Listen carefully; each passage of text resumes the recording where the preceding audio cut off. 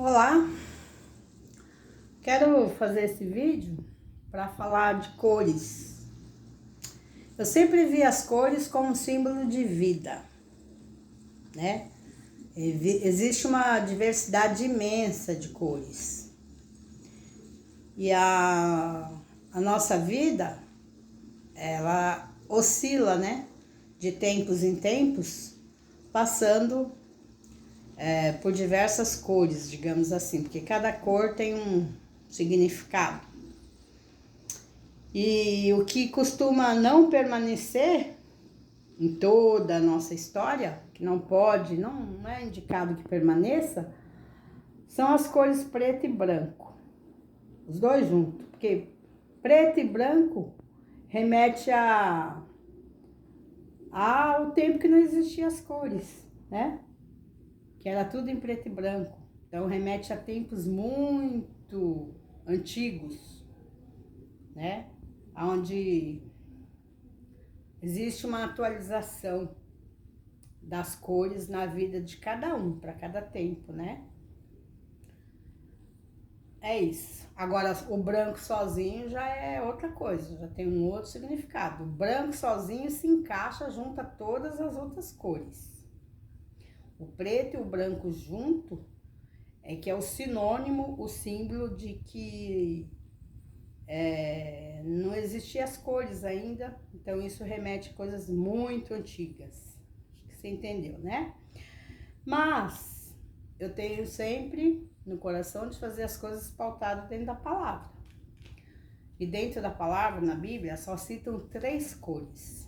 Na imensidão de cores que existem, a Bíblia só fala de 3 cores.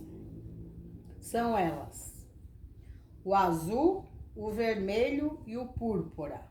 Tem lugares que está escrito púrpura, ou tem lugares que está escrito escarlate. É a mesma coisa, púrpura e escarlate, o azul e o vermelho.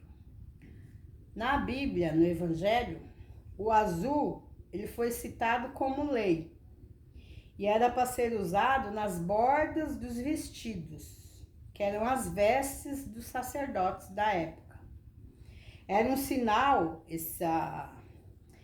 essas bordas nos vestidos, nas roupas dos sacerdotes, em tom azul, era um sinal de reconhecimento de que quem usava era do povo de Deus, que era do povo de Israel, que eram os hebreus, tá?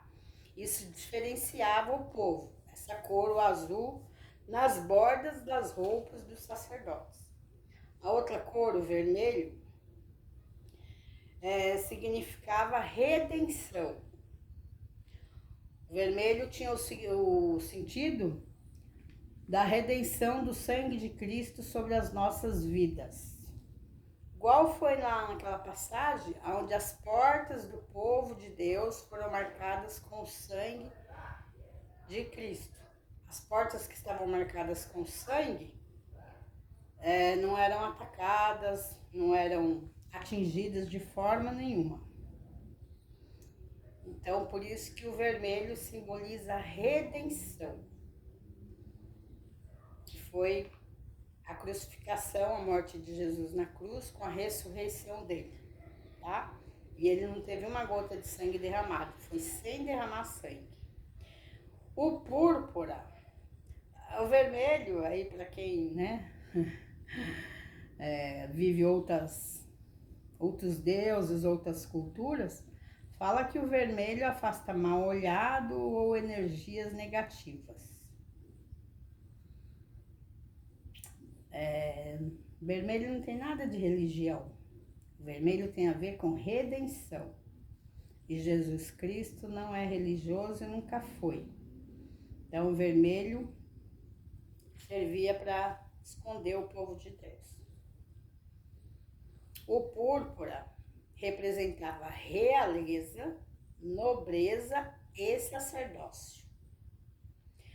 Só que existem sacerdócios que são sagrados. Quando que é sagrado? Quando é escolhido de Deus para esse chamado, para essa missão do sacerdócio. E existem sacerdócios que não são sagrados. Por quê? Porque existe uma púrpura falsa que é extraída de plantas. Então, daí divergem sacerdócios sagrados, escolhidos para sacerdócio, e sacerdócio não sagrados, que não são escolhidos para sacerdócio. Nem todo levita é sacerdócio. Tem sacerdócio. Então, são missões distintas mesmo, onde tem muita confusão, onde todo mundo quer ser todo mundo e não é para todo mundo, né? Então, é isso.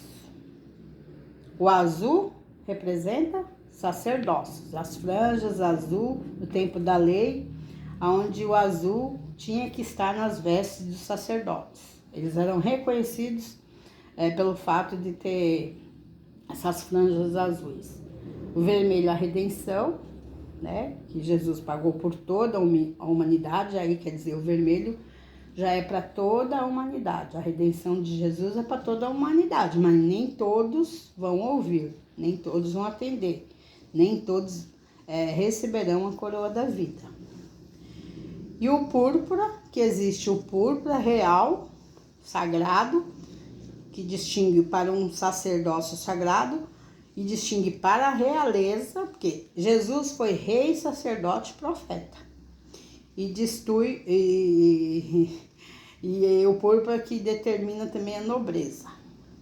Já os falsos, que vêm das plantas, a púrpura falsa, então são sacerdócios que não são sagrados. E se tem púrpura falsa, extraída de plantas, determinando sacerdócios não sagrados, também com certeza estão atuando também nas realezas, tá? Então, esse é o diferencial.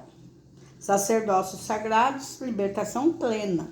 Quem além de ser escolhido por Deus, é totalmente liberto em Cristo Jesus.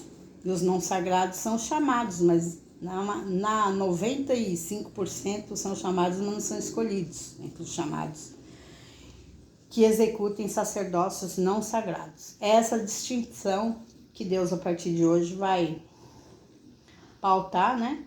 Porque está escrito, importa que se pregue o evangelho, mas os sacerdócios não sagrados, eles não vão até o fim. Você deve conhecer aí tantos ministérios que já fecharam templos, né? Você deve conhecer ministérios que abriram e que você vê, Deus mostra para você, revela para você que a pessoa não tem chamado, não é escolhido de Deus, ele ou ela para aquele trabalho, entendeu?